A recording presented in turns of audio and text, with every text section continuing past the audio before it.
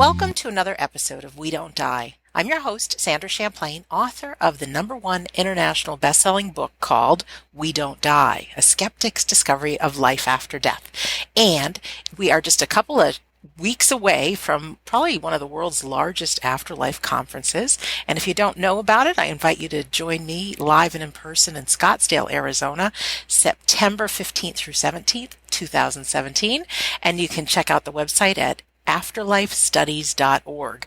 Now, if you can't go, or maybe you want to go 2018, or just see who these incredible people are with some of the state-of-the-art technology and things going on as far as dealing with grief, contacting our loved ones in the afterlife, proof of the afterlife, and how to live a great life, just take some time and go to afterlifestudies.org just to check out some of the amazing people. So today we have a great show. It's a new friend of mine. Her name is Dr. Dawn Karima. Dawn is a 2-time Global Music Award winner, a Native American Music Award winner, and an Indigenous Artist Activist Award winner.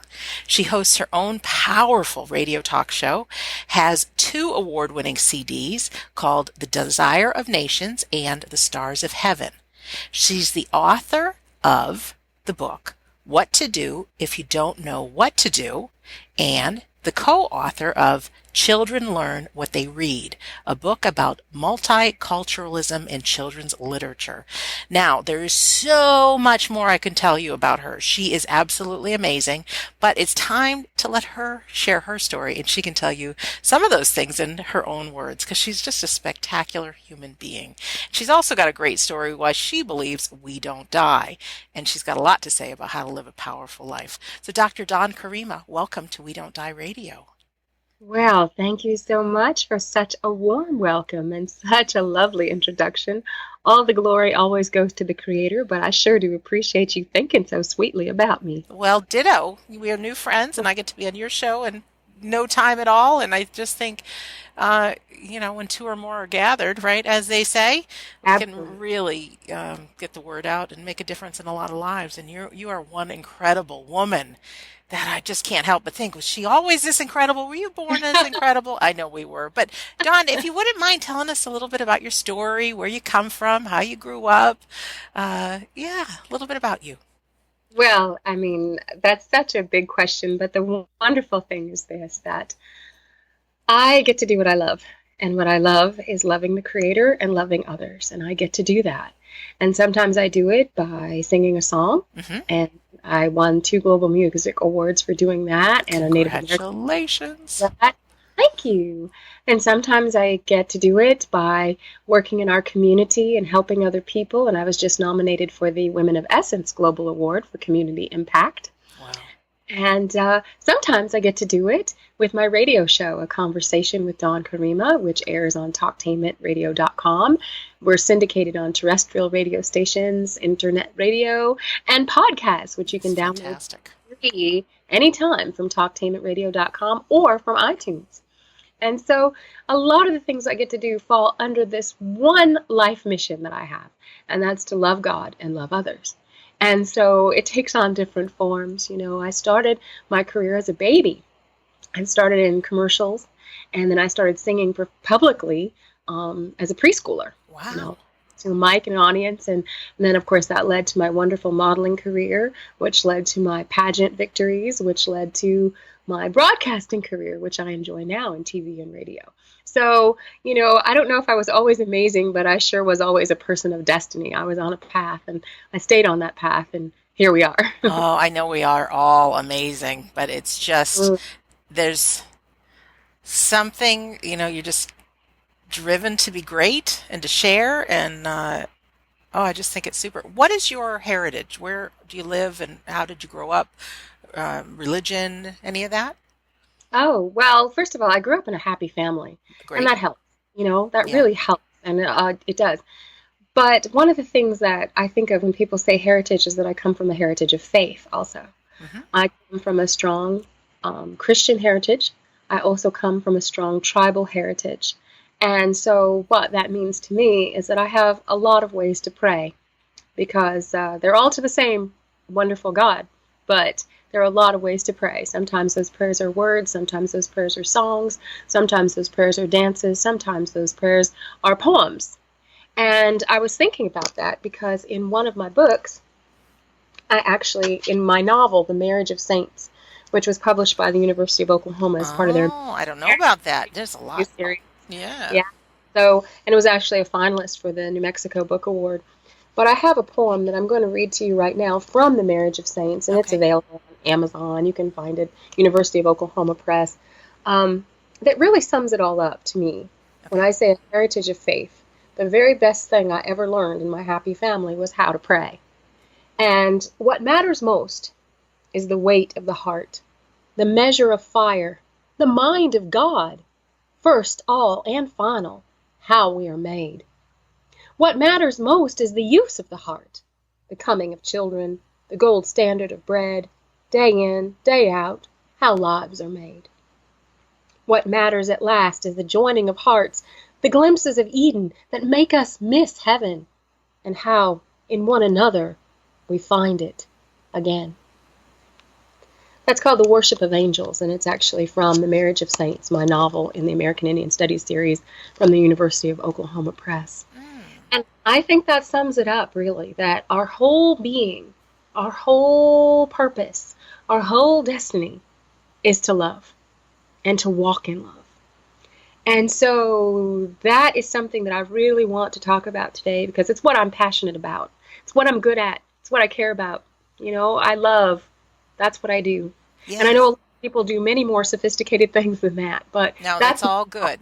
Dawn, I want to hear, just because of the title of the show, We Don't Die. You had said Mhm. Yeah. before we had started recording that you've got some stories for us. That we have some grieving husbands, wives, mothers, Yeah. fathers, children, aunts, and uncles listening. And I think one of the things that draws people to this show Mhm. is to give some stories how people believe that we go on. And if it's all right with you, I'd love to hear some of those stories and then Sure. incorporate your beliefs now, and maybe even some of the culture you grew up in, whether it's something American Indian that is some of the faith, some of the beliefs in the afterlife, Christian, just wherever you want to go with it. But if you could just help us get a little grounded with your beliefs about why you believe we don't die. Well, I think the main reason, though, the number one reason that I truly believe that we are eternal and that we have eternal life and eternal destinies is because love created us. Love is what we were made to do. Love is the very essence of our being, and love never fails. And so for that reason, I believe the love that's in each and every one of us that brought us here, that brought us into this life, carries us on as well.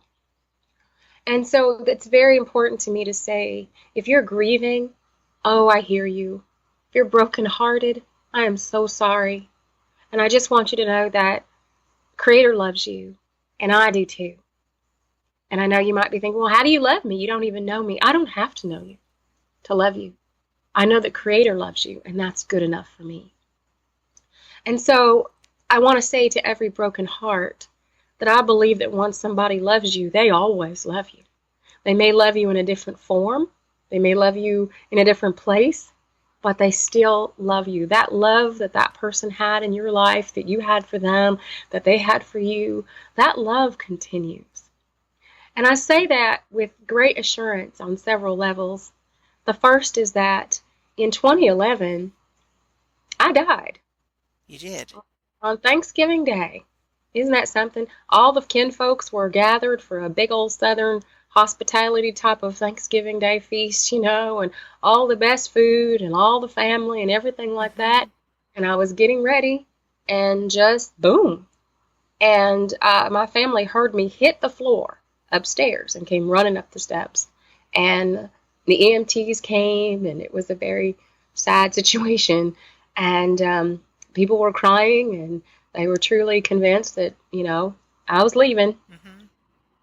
But during that time, I had total peace.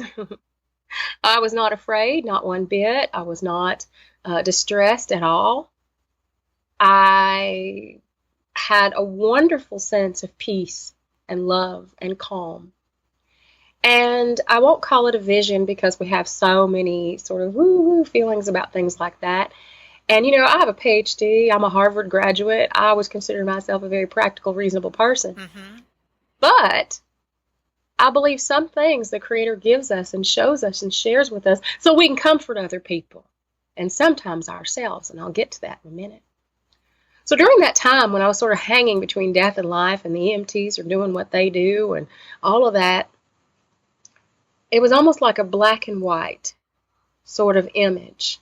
I saw a beautiful river, and on the other side, standing on the bank, were all of these wonderful people. I saw people, my great-grandmothers that I knew and loved. I grew up with my great-grandparents very much in my life.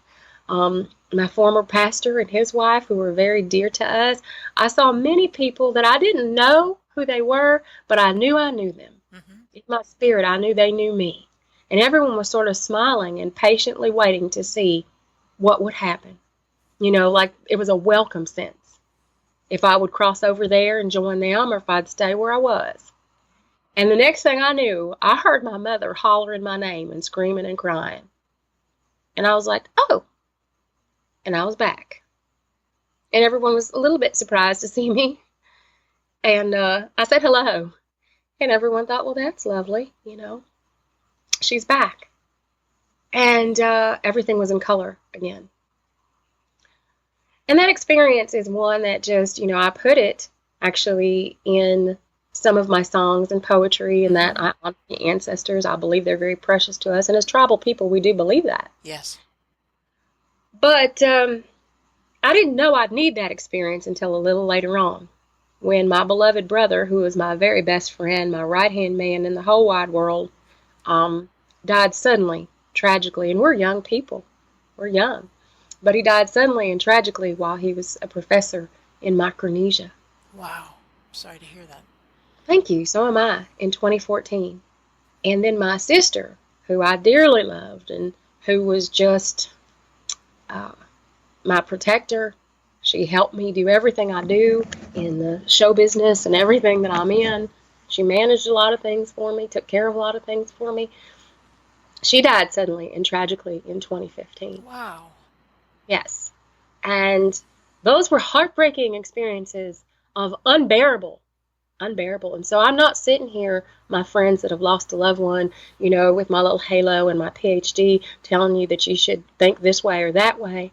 I'm sitting here with a broken heart and telling you that what gives me the ability to get up and win a second Global Music Award since then, be nominated for two Indigenous Music Awards since then, be nominated for the Women of Essence Global Award since then. Now, this has all happened after these terrible, tragic, horrifying losses. There's nothing like that late night phone call where someone said, and you think, what? What? Oh, they don't. We're young. You don't mean them. And yes, they did.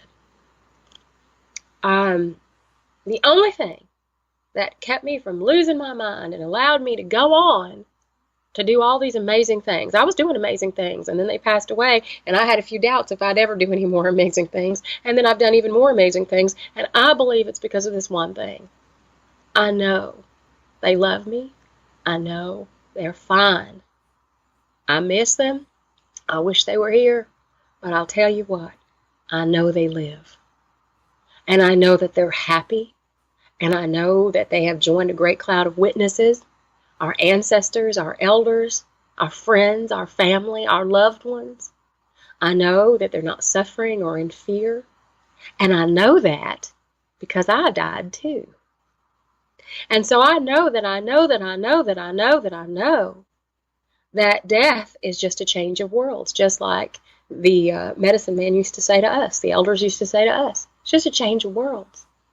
And that is what enables me to go on and still have joy in my heart and still accomplish great things and still be happy and still enjoy this life because I truly believe my brother and sister are too. That's so special. And what a gift. Because I think, there's so much fear of dying and death. And if we can live by your example, and without that fear of dying, there's no fear of living. And you represent a woman that is playing full out in her life. You're out there serving, you're out there making a difference, you're out there inspiring. And I believe that your creativity, whether it's the books or the poems or the music, touch people's souls. I've listened to some of your music, and it's that kind of music that gives you goosebumps. Mm. That it feels like that's the best way to put it, a divine, touching the soul kind of thing. Mm. I love that you think so. And, I know it has to be a glorious gift from the Creator. And my music, The Desire of Nations and The Stars of Heaven, both won Global Music Awards. And they're on Amazon and iTunes and CD Baby. And all the profits from those CDs go to charity. They go to help me do amazing things that help other people. Well, thank you And, for doing that. That's pretty incredible. well, I have to because I can't take credit for the music because I can't read music. You can't. I cannot, and I can't play an Hmm. instrument. God just gave me this beautiful voice, and I can sing anything I hear, but He also has given me all the songs. The songs come to me in dreams, they come to me fully formed. I can't even take credit. Like, I didn't sit down and labor over these songs. It's just like I hear it, and I know exactly how to sing it. And I can sing it back to the producer or the engineer. This is what the verses are. This is what it's like. I've dreamed and seen the verses just listed on a piece of paper. Got up and wrote them down in the middle of the night as fast as I could. And so that's why I know it's a gift. And so I can't really selfishly say, oh, yes, I should become rich and famous for something that the Lord gave me. And I know that the gift is to help other people. The music is to heal other people. Even what I sing about is all positive and uplifting, and it's to restore your soul and to give you encouragement. And then to win the Native American Music Award or to be nominated for Indigenous Music Awards, 2 Global Music Awards, Academia Music Awards. I mean, the awards just keep coming, which lets me know that that's something that the Creator is doing in people's hearts is resonating with other people. It's not really about me. I'm just the messenger, I'm just the prophet. I'm just telling you what the Spirit wants you to hear, to feel whole and to feel healed and to feel better. And so I think that is one of the great joys when I see people listening to my music or somebody stops me in an airport or they come up to me after I do a lot of speaking engagements, a lot of singing engagements, a lot of consulting. I'm available for that. And I get to travel all over the world. And people come up and they say, that they were at hospice with their grandma and they played this over and over again. And a guy told me recently, and it blessed me so much, he said he was getting a tattoo, a tribal tattoo, and the music that they put on in the tattoo parlor was my CD, The Desire of Nations, and that helped him so much because he felt so connected to his ancestors as he was doing this. And I'm always really humbled because I know I can't read music. I know I couldn't go to music school if I tried, and yet here is this wonderful thing, this gift, this precious treasure that the Creator's put in my hand to comfort other people during all kinds of things. And I think a lot of what happens to us is not really for us. When I died, it turned out I had high output heart failure caused by low hemoglobin, 2.9. And I ended up having 13 blood transfusions, and I was Wow. sick for a long time. And then when I got well, I was a testament to many people. I mean, people would look and say, "Oh my goodness, you look beautiful," or what did you just win?" or "You're on the red carpet again," because I was supposed to be dead a long time ago. But I believe a lot of things that happen to us are not really for us. They're so that we're able to comfort other people. When my siblings passed away suddenly and tragically, I was heartbroken, and I still am. But I was able to say to people, I know that they live on, and I know that they still love us wherever they are, and they contribute to the music, they contribute to the books, and they contribute, and not in a weird, creepy way. It's just that I'll be writing a poem and think of some experience I had in the car on a road trip with my sister, or I'll think of something my brother used to say or do, and that becomes inspiration. And so, people talk about how I have a zest for life, but I think I have a lot of help. I think I might be living for 3. Oh, that is so sweet. Yeah. That really is sweet. And your parents, you came from a good family, and sounds Oh, like you yeah. had a good upbringing, and Wonderful. wonderful grandparents, wonderful great-grandparents, all my aunts and uncles, and, just a lot of love. But I want to say to our friends that are listening, even if you didn't have that, you have all the love you need because Creator loves you. So sometimes people will say, well, it's easy for you to get through this grief because you have, no, it's not easy. No, it's not.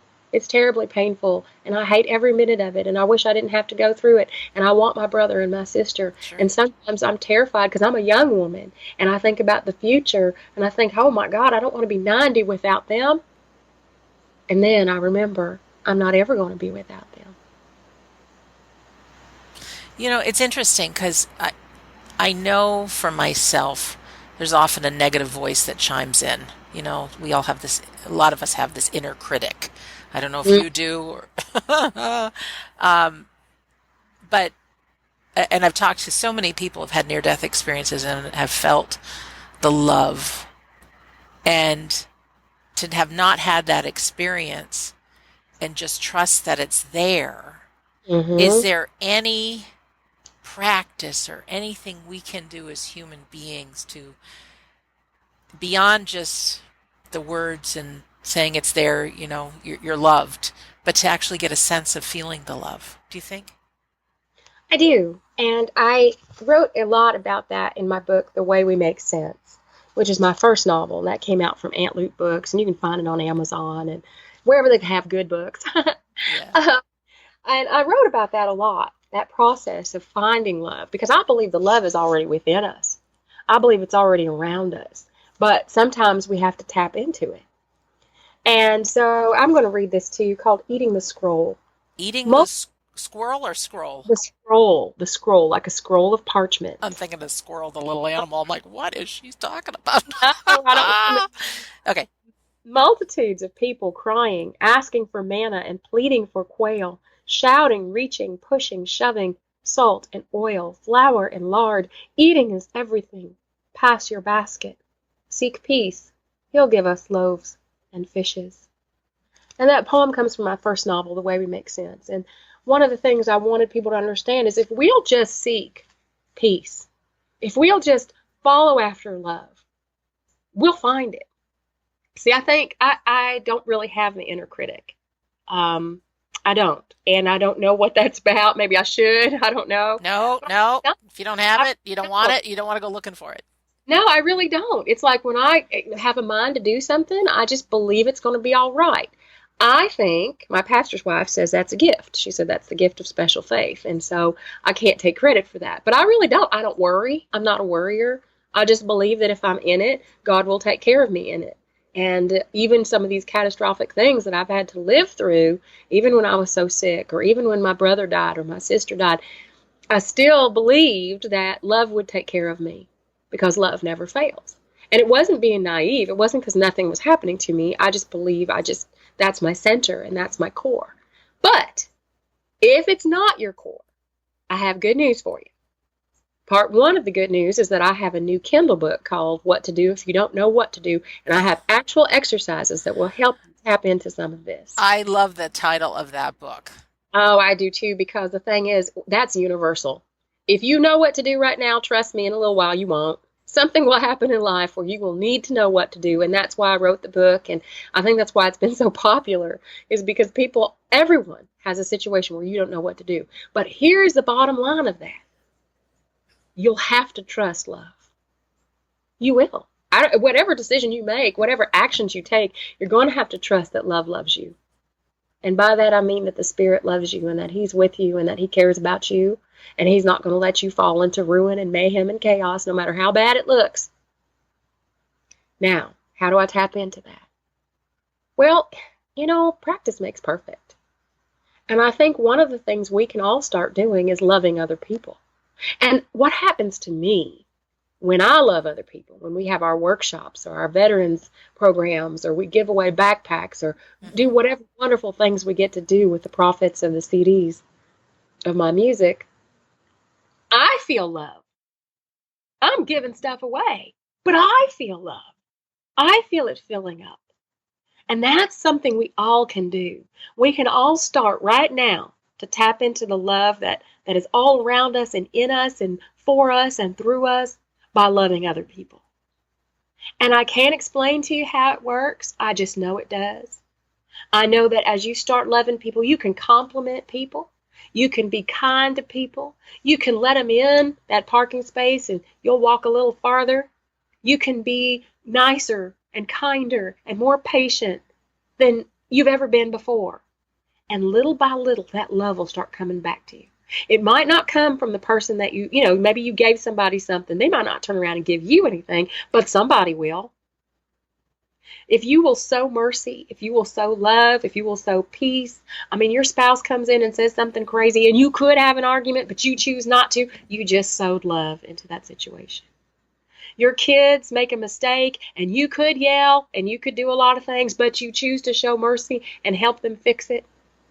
That is going to increase your trust in the love and mercy that the Creator has for you as you're showing that mercy. Yeah, I remember a quote. I don't have it correctly, but it's the way to get everything you want in your life is to help other people get what they want for their life. Oh, wow. And it's the same thing. You want to feel loved, you give love. Absolutely. Give love, you want to feel peace, you share peace. And yes. It doesn't seem like it should happen that way, but like you say, it is inside. We actually do have everything we need inside. Somewhere in our past we've experienced it. We can summons it up, but instead of waiting for that thing out there someday to happen to bring us happiness, we can generate happiness ourselves, and by giving it to someone else, we get it back. Absolutely. I'm so happy that you said that, because that's the wisdom key right there. My granddaddy used to say, a little hinge will swing a big door. And that's a great expression. Yeah, it's a little hinge, but it will open a wide door of love and faith, and it'll increase your peace. And there's one other way that we can tap into love right now, including the love of people that we miss, right? Even the people that we miss and we grieve for right now. Okay. We can tap into it with gratitude and thanksgiving. Sometimes when I miss my brother tremendously, like I can almost not bear it, I start giving thanks. I thank God that he was my brother. We were born into the same family. I thank God that we got to spend so much time in our lives together. We got to go on vacations together, and we made nice memories. I thank him that we never had big arguments or fights that I have to regret later on. I thank him that, we lived in an age where we could talk on the phone. It could have been 1800 and we would have never had it. Write letters, get there months later. Yeah. Right. So, and sometimes I have to really scrounge. If I'm feeling pretty sad, I have to really start digging for what, and I just thank God. I just do. And I think gratitude is the only attitude worth having, honestly. And I think when we're unhappy and we feel unloved and we lose our peace and we're grouchy with people and we're upset and we're sad, the number one thing that we have to check, are we grateful? Are we grateful? Yeah, I think it's the most powerful force myself, gratitude and love. But it takes something. And, it's great to talk with you because you are a go-getter. You're positive. You don't worry. Obviously you've experienced pain and things, but you're able to set your human GPS on the direction you're going to go, and let in the inspiration and the creativity and all that flows from you. But it's nice to know that kind of living is available, and so that's an inspiration.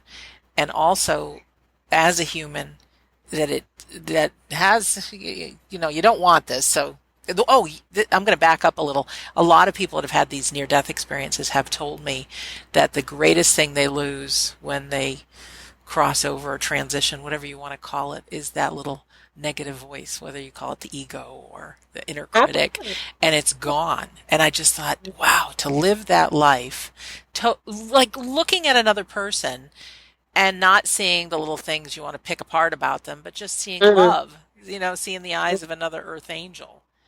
To mm, be able to have conversations with people, and if they're having a bad day, to be able to lift them up and talk to who they really are, as opposed mm, to maybe the negativity that's coming out of them. So mm, you're very much an inspiration of what's possible. And maybe we weren't all raised the same way, and maybe, yeah, sometimes we do have that negative voice in it, but we can take steps. And two simple ones that you just gave us is loving other people, like being mm, proactive in generating happiness, sharing, even if you don't feel like it, it'll give it back to us.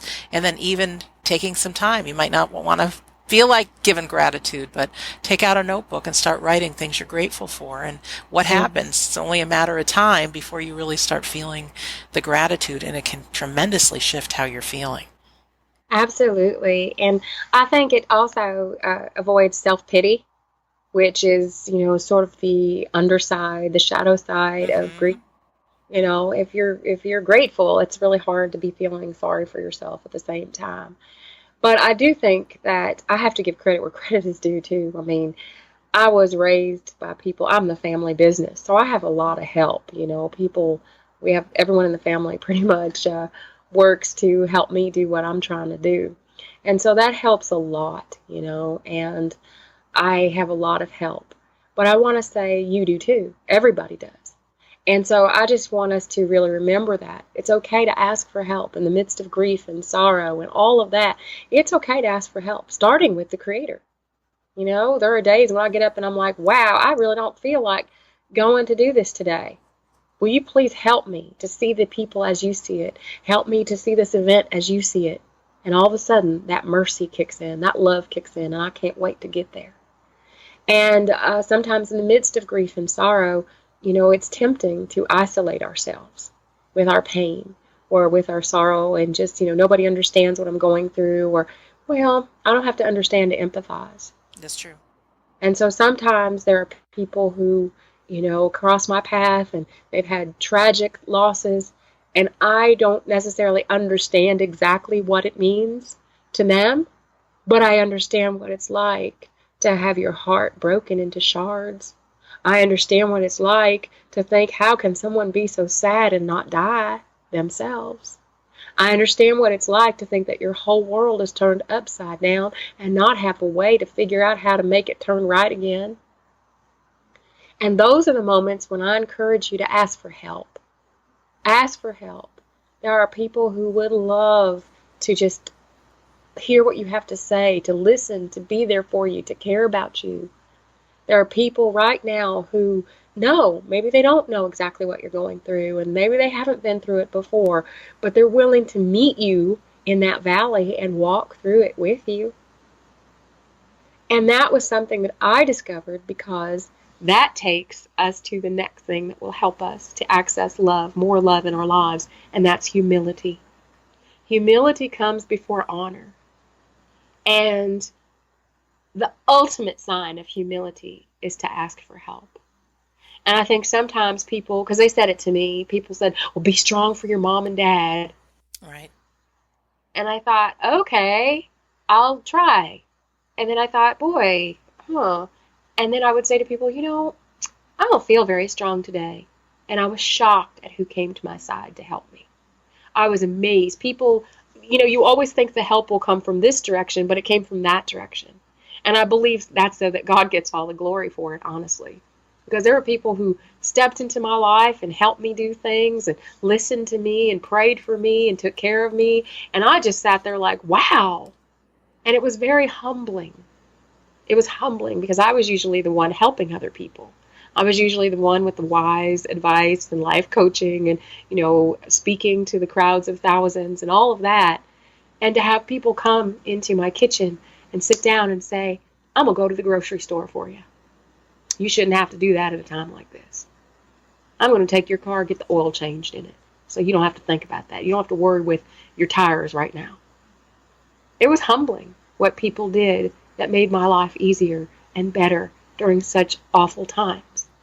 And yet, the humility that it takes for a lot of us, we have to remember That's the only way we're going to break through into more help and into more love, is to say, I need this. Please help me. Even if we just go to the Creator. And at one point, I prayed a prayer. I got down on my hands and knees and I said, Lord, I feel this is unjust and unfair. I feel my brother should still be here. This should not have happened.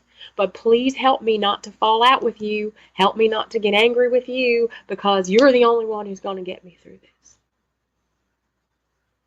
And I think when we come into those raw, human, authentic moments where we take off our halo and we set down our preconceived notions, maybe, or other people's ideas or any of that, and we just come humbly. The humble get the help every time. The humble get the help. And it's people love to help each other. And I think it's hard to ask, because I think sometimes you think, oh, I should be stronger than this. I should be able to figure this out. I should have what it takes. I don't want to bother someone.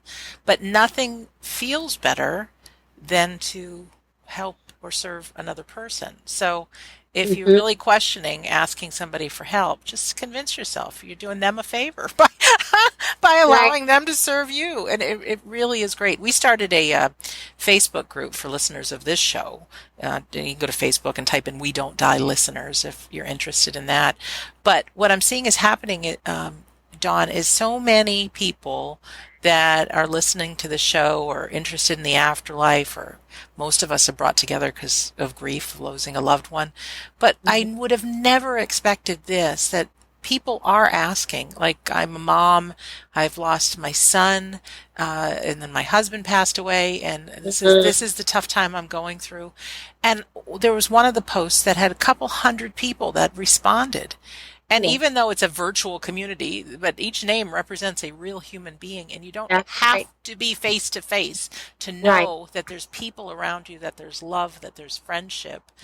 But ask. And you realize you're not alone. And sometimes that is the biggest thing, to know that we're not alone on this journey. But without asking, there's no chance for anything. Oh, that's wonderful. What a generous spirit you have to start a group like that, because I think that is one of the blessings of the digital age. It sure is. That we can, cyberspace and internet and all the apps and social media, we can have more love and more help than ever before. So often in my situation, it was the 3:00 in the morning torment, of grief, and somebody else would be on Facebook or message me on Instagram or something like that, and keep me company all night long. Back in the day, you would have had to call people in the middle of the night and wake them up and tell them I'm having a really hard time or whatever. And now there are millions of people who care and are concerned and are interested and will pray for you or listen to you or whatever, just because of this wonderful world that we have through the social media and through the internet. And I want to say something, too, about that. That is one of the places that we all can serve. We were created to love and serve. And whenever I'm unhappy or restless or something, I know it's because I'm not using my gifts and talents. And I think that's the root cause. I think, that's a good way to think of that. Yeah. I need to be serving. Why am I thinking about me? I need to be serving someone. I need to be doing something with the gifts and talents God gave me. Well, all of us can serve through social media. We can all be kind to people. We can all comment loving things on their pictures. We can all we can all reach out to people and say, I thought of you today. I said a prayer for you. You don't have to respond. I'm not trying to take up your day. I just want you to know someone cares about you. Anyone can do that. And I'm so excited about that, because I see it as the reservoir of love that we all have in our hearts has some place to go, because we can all send that love out to other people through social media. And it's free. And it's free, right? Yeah. I mean, I might not be able to afford to get on a plane and fly directly to where every friend I have that has lost a loved one is, but I can sure check on them every day and let them know how much I love them and that I'm there for them. And I think that's a super important thing to remember, that we can all start with that. when you're sitting there feeling sort of like, oh, I'm so sad or whatever, to reach out to someone else who may have new or fresh grief or maybe going through something that you just went through 6 months ago. That is a really wonderful way to serve people, even in the midst of your own pain. Beautiful. Have you ever had any visions or dreams about either your brother, sister, or loved ones? Hmm. I would say that I have dreamed about them. Sure, I have. And I don't know that you call them visions, but I mean, I've Well, had you know those dreams. dreams that you think Yeah. they're there, they're here, they're Hmm. that kind of thing. I don't know why I thought to ask you that, but No, absolutely, I have. And I have had those dreams. And I do think this, I think that we have to be wise about dreams. We have to use prudence and wisdom when it comes to dreams. But I do very much believe that dreams are a powerful way of delivering divine messages as well. And so whenever I have a dream, I always am careful to take the dream back to God and pray about it and, see what I'm supposed to learn from it and what I'm supposed to know. But in every dream I've had about them, I know that they're safe and sound, and I know that they're all right. And I had a beautiful dream about my sister one night, and we were walking through this lush and wonderful field of flowers, and she was wearing her denim jacket, and I knew it was her, and we were having the best conversation. And she said, "Oh, well, this is as far as I can go." And I said, "Well, then we'll just stay here. We'll just stay here." And she's like, "No, you have to go back. You have great things to do." And I said, "Oh, no, nothing better than to be here with you." And she said, "Oh, no, you have a lot of great things to do." And she started telling me all these wonderful things that were going to happen in my life. And at that moment, I thought, my life has been ruined by by these tragedies. I can't imagine that anything good will ever happen again. And I woke up in the morning. I woke up from the dream and I wrote down everything she told me in the dream that would come to pass. And everything on the list, except one thing, which it will happen, but it hasn't happened yet, has come to pass since I had that dream. that's why I asked you the question. My little Yeah, voice in my mind said, ask her about her dreams. yeah, everything. I mean, the awards, a tour of the Caribbean. I mean, all these things. And she How said, well, you awesome. have to go back and have these awesome adventures. You have to do these things. And at the time, I woke up and thought, this looks like the craziest list I've ever seen in my life. And yet everything on it except one thing has happened. And I think about, I dream about my brother, and I know that he's happy in his new home. And I know that he's at peace. And I know that he loves it there and that he's loved there. And he is happy. That's the only word that I can use, that he's happy. And so even in the dreams when I try to persuade him to come home with me, or wouldn't it be wonderful if we could just sit right here forever, he says, no, you have to go on, but I have things to do. And they're glorious things to do. They're wonderful things to do, beyond our wildest dreams. And so for those reasons, I believe those dreams were sent to comfort me and let Hmm. them. But at the root of it all is the fact that I know that when I died, I wasn't sad, I wasn't in pain, I wasn't suffering, I wasn't miserable. And so I believe that when they died, they're not either. They're Correct. happy, they're well, they're loved, they're cared for. And the whole goal of every human heart is to draw close to our Creator. And they're doing that right now. Wow, you're so inspiring. Oh, I want to have a Dr. Dawn Karima pill that oh, when I'm in a bad day, having a bad day, or, worried about this or that, just take the pill. And then what the pill will do, it just remind me who I really am. oh, wow. Well, I And don't have a pill for you, but I no, do have a I show. know. Yeah, I do you have do. Let's talk about that. that. Time goes by Yeah, so fast. And because I that's invite the right way. people, first of all, I invite people to go to we don't die radio.com, and there's a link that you can click on for Dr. Dawn Karima. And it takes you actually to the YouTube page. But just beneath this episode, I have links to your music, to your books, to your radio show.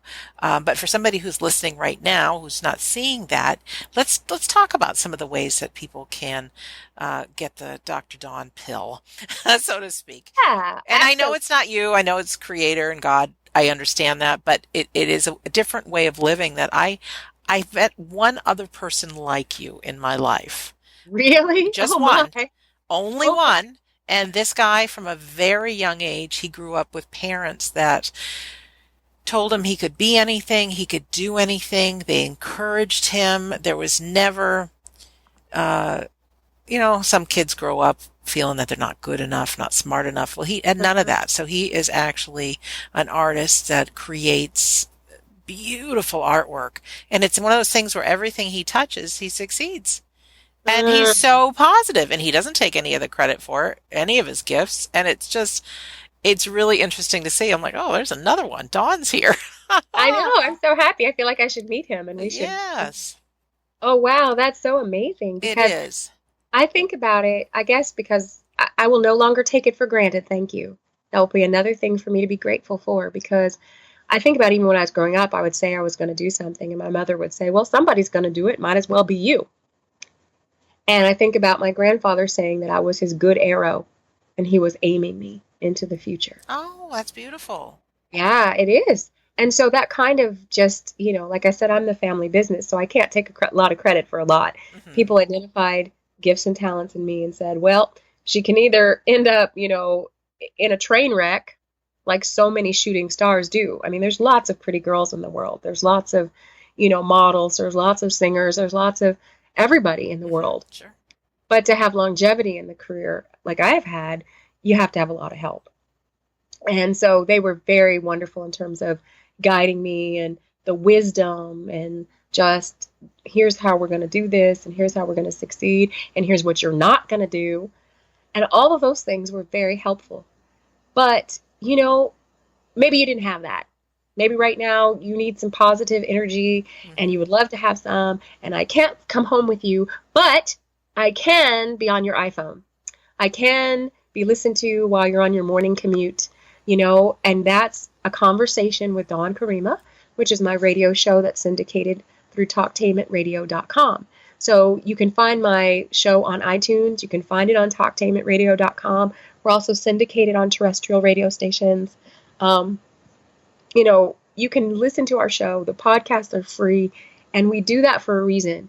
We want, my granddad used to say, no cost means no excuse. There is no excuse That's not to great. have positive energy in your life. Just download, listen, and I'm telling you, the people we interview are all positive people, dynamic people.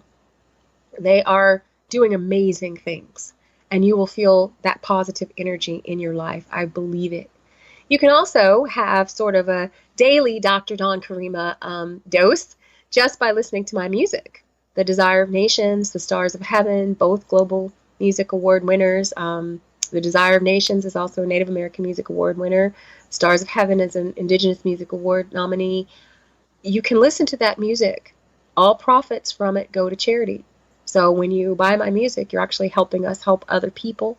All the collaborators, the producers, engineers, everybody who works on my music donates their time and talent because they want to help other people. We're on iTunes, CD Baby, WrittenHeritage.com, Amazon, and I think that music will help you change your spirit. There's so much negative news and negative Oh, energy and yes. all of that, and sometimes you have to give your mind and soul and your heart a bath, and just let the cleansing music flow over you and heal you. If you're in grief and sorrow right now, sometimes you can't lift yourself up by yourself. It's Right. just too hard. So you have to take a shortcut, and that shortcut is called my music. And then we have books also, The Marriage of Saints, The Way We Make Sense, my new Kindle book, What to Do If You Don't Know What to Do, which even if you do know what to do right now, buy it for other people, buy it for yourself for later. An emergency is only an emergency if you're not prepared. But if you're ready, then it's not. And we have just some wonderful things in that book that will help you tap into the wisdom and the love and the faith and the peace that's already inside of you. But in the midst of chaos and grief and mayhem, it may be a little harder to find. So there is no Dr. Dawn Karima pill yet. And I'm not even sure, when I think about You all know the, what I mean. It's not necessarily it's you. It's the well, essence of who you are, really, yeah, who you're being. exactly. And the Yeah, reason there's no Dr. Dawn Karima pill is because really everything that's inside me is inside each of you it too. is. It And is. we just have to stir up the gift that is within you. And so I consider myself a spiritual cheerleader. I believe in you. You can make it. And I'm not just saying that like a fortune cookie or something like that. I'm saying it because I know God and I trust him on your behalf. Pretty powerful words. I'm having just this thought of being a soul coming into planet Earth the first time and really excited and can do anything. And we even think of little kids that, what do you want to be when you grow up? An astronaut, a fireman, the president, whatever that may be. Where all dreams are possible. And then Mhm. life happens to some of us that, we may do it to ourselves. Either we feel shut down or we feel not good enough or not smart enough, and we just seem to get these layers upon layers of stuff on us, that little shining diamond who is ready to take on the world. Where did they go? But we're still in there. We are, and to just strip away those layers and to realize that we are still that bright-eyed, bushy-tailed, perfect little soul coming into planet Earth, that it's all still possible. Doesn't matter what age you are, that there are dreams. If you can dream it, you can do it. I don't remember who said that. It was Walt Disney or who, but it's Ooh, all possible. It is all possible. So, yes, yes, yeah, you have yes. any closing words, Dawn, just for us, and then we'll close out this episode? A little I just, gift. I just want to say that I appreciate this opportunity to share so much. And I want everyone under the sound of my voice to know something. You are loved. Your loved one that you have lost, they still love you. They still love you. Love never fails. Creator loves you. Right now, right where you are, in the midst of your hurt, in the midst of your pain, your disappointment, your grief, your sorrow, your mayhem, your joy, your celebration, your rejoicing, good times and bad. Love loves you. Love will never leave you. Love will come and save you. Love will come to your rescue. In our family, we have a tradition that if you text someone the word forever, they have to text back and one day and immediately stop what they're doing to come and help you. Well, guess what? You don't even have to text love. Love is right there, right now. The love of your lost loved ones, the love of your loved ones who are here with you, the love of the Creator, and our love right now is with you. So I want you to remember that. You are loved. Now, take that love and go love somebody else. Amen. Amen. Amen. That's really beautiful. Oh, Dawn, thank you for being our guest today. Thank you for having me. Oh, and I look forward to being on your show. It'll be great. We'll share that I as can't well. wait. I'm I so know. excited. I know. And for our listener, thank you for taking this past hour to be with us. We have spoken with the most magnificent woman, Dr. Dawn Karima, who, again, if you go to WeDon'tDieRadio.com and click on this episode, I have links to her music and her books, and so you can see who she is. She's just great. And also, while you're at WeDon'tDieRadio.com, if you click on Join the Insiders Club, you can read a free copy of my book if you like. We Don't Die. A lot of healing words in there. There's also healing audio called How to Survive Grief, which is great. And so, in closing, I just really what I got out of this is that there is a way to live life, a new way to live life that's not using the negative thoughts that are in our minds. And, it's just Dawn's been very inspiring to me, but to know that some of this we have to really ignite the flame ourselves. Don't wait for something to happen, make it happen. That's something my mom says. But if you want to feel love, love someone else. If you want to be happy, bring happiness to someone else. Serve another person. Take some time, if you need to, grab a piece of paper, start writing what you're grateful for. Gratitude will transform you. That I promise. Ask for help. Boy, what a gift it is to other people to allow them to help you. And like I said, even if you want to be in the virtual world and join our Facebook group, We Don't Die listeners, and just ask for what you need. And you never know. I can tell you that there's a bunch of like-minded, loving souls that will be there for you 24 hours a day. Like Dawn said, really great. So in closing, my name is Sandra Champlain, and I've been your host on We Don't Die Radio. And I do believe that life is an education for the soul, and that your life here on earth is important. So I really want to thank you for listening, and we'll see you soon.